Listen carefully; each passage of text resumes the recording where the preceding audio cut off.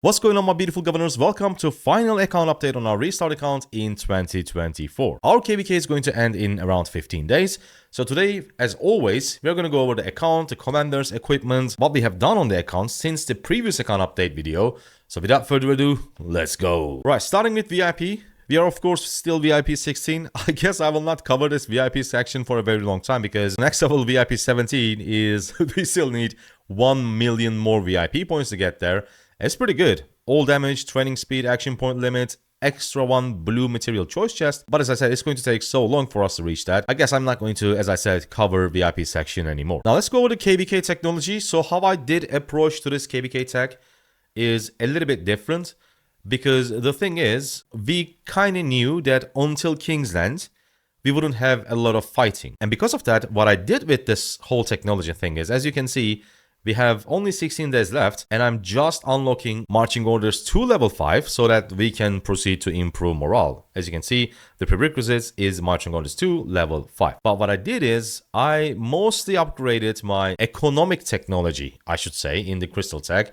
Whether it's Karaka Gift, Karaka Reports, Plunder, a Skillful Operation, Treaties, Cultural Exchange, or even the second tiers, all as you can see are 10 out of 10. So what I did is I basically try to get as many season coins as possible in this KVK because, as I said, I knew that fighting wouldn't be intense, at least until Kingsland. However, I got some weird news. So a couple days ago, when this zone was first opened, we fought for like a very short time. And then we got a message saying that stop fighting, stop wasting resources, stop fighting. We got stop wasting resources, stop fighting, save everything for Kingsland.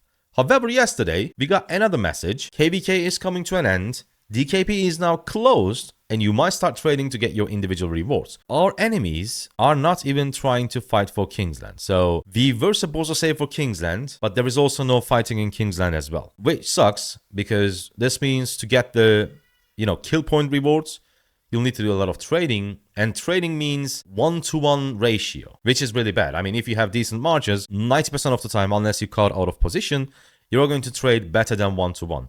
But when it comes to trading, to make it fair, you always trade 1-to-1, right? So this is a bummer. Unfortunately, the KVK is over. So what we can do is we can take a look at our commanders, equipment, and armaments. Pretty much nothing changed for my infantry and cavalry marches. As you can see, we crafted our very first accessory. Unfortunately, we couldn't get a special talent.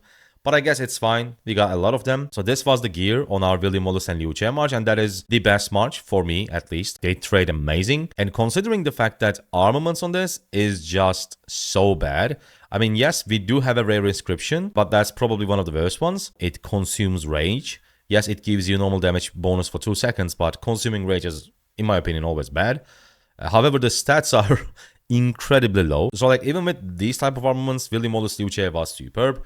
The second march, QB Joan, they weren't performing as good, but it was expected because if you take a look at the difference between the equipment of 2 primaries, you'll see that I heavily invested on infantry gear rather than cavalry gear. This is still good.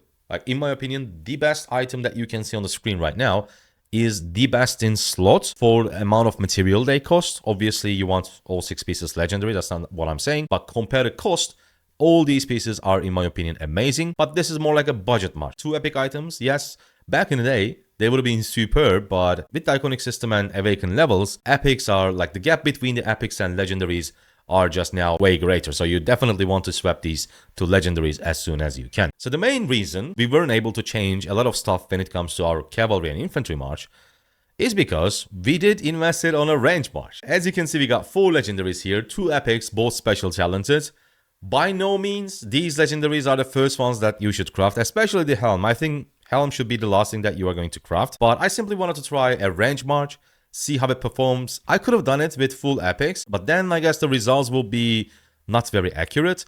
But what I can say about Siege March is, by the way, I'm using Gaja and Babur because I wasn't able to summon Cordoba. I forgot the wheel on the 3rd day. I forgot to spin it. So since I wasn't able to summon Gonzalo, I decided to go with Gaja and Babur. And if I want to, when there is a swap event, I can just change Babur with Cordoba, no problems. The thing about this march is it's very specific. When the time is correct, they perform stupidly well. Because what happened was I was using, full epic gear, no accessories, and very, very bad armaments. But we still got like 1 to 2.5 trades in alta fights. These siege marches are amazing when you can just leave them in a place for a long period of time. So there are two big motorballs hitting each other. They're not moving back or forth. They're in the same place. So they're always in your attack range with your siege march. And in those scenarios, yes, they perform amazing. But in the field, it's very tricky. For a second, you're feeling like, okay, I'm super safe. I can just sit here and keep attacking. But after a couple minutes, you are all alone by yourself. You see that motorball is all the way up there or down there. So you are alone. You get caught by enemies and they pretty much wreck you, because when you get caught, obviously you're not going to get good trades. You're a siege march, you're a range march. Your goal is to stay behind and deal as much damage as possible without getting hit. That's the whole goal of the march. And when it doesn't happen, when you start getting attacked, when you start getting swarmed, it just dies super fast. But it is okay, because it is not the purpose of this march. Of course, you don't expect it to be good in swarm scenarios as well. However, Gaja and Babur, they are super tanky. They are probably one of the tankiest marches in the game, let alone tanky siege march, because like they provide a lot of health, defense, whatever. However, obviously, tanking the damage is not what you are building a siege march. It is quite the opposite. It's not taking damage and dealing a lot of damage. So I have mixed feelings about this march, because they did perform incredibly well where they were supposed to perform, and they perform quite bad in the scenarios that wasn't very ideal to use a siege march. So I guess what we can conclude from this is that you shouldn't, in my opinion, you shouldn't invest only siege. You do want to have regular troops as well, but for certain scenarios, having a one really strong siege march could be like extremely beneficial when it comes to alta fights, etc.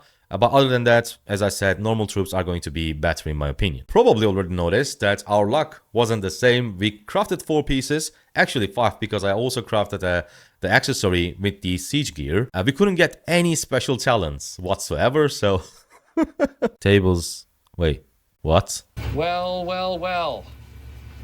How the turntables... But that's pretty much it when it comes to our commander and equipments. If we quickly take a look at the armaments as well, our cavalry wedge armament is actually not bad. We have 2 rares. Yeah, I couldn't get any special inscriptions so far, which is a bummer. But we have 2 rares, Crazed and Boiling Blood. I think both are very, very good. Over 25% cavalry stats, and I think this is pretty decent as well. Ideally, you want something like 27% minimum in total, but I'll take 25. We already looked at our arch armament, battle ready, fit, and war flames. 3 inscriptions, 1 rare, but stats are incredibly low, so we definitely need to work on this arch armament. And funny enough, I think my siege armament is also pretty good. We have Bloody Bolt and Ballistics. Like, Ballistics is just a regular armament, but it is definitely one of the best. Like, it is like a rare inscription. I don't want to say special, but it's like a rare inscription. Like, this is pretty good. Volume with formation and in range mode, the wielder troop deals 3% more damage. I think that is really, really nice for a regular armament, at least for a white armament. And the stats are also, let's say 8%, 24% stats. As I said, I'll definitely take it. And I didn't open a lot of chests for V formation because I recently invested on our siege march. So I'll say the worst one is the arch formation that we really need to pay attention. Next, we will probably go ahead and invest on an archer march so that we can have one good cavalry, 1 good infantry, 1 good archer, and 1 good siege march. Oh my god, our account is all over the place. Hope you guys liked it. Hope you guys enjoyed it. I see you on the next one. Thank you so much for watching. Subscribe for more Rise of Kingdoms videos, and goodbye.